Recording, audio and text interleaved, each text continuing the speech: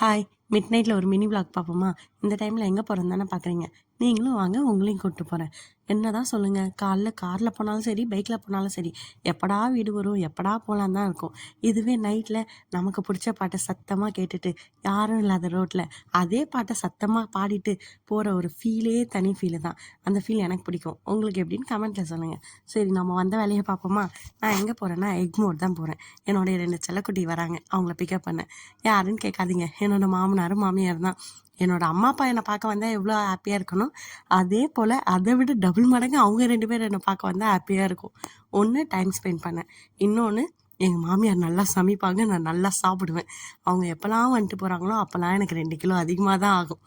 ஏன்னா அவ்வளோ சூப்பராக சமைப்பாங்க. செகண்ட்ரி எவ்வளோ டாக்ஸிக்கான மாமியார் மத்தியில் எனக்கு உண்மையாலுமே அவங்க கிடைச்சது காட் கிஃப்ட்டு தான். அதுக்கு நான் கடவுளுக்கு தான் நன்றி சொல்லும்.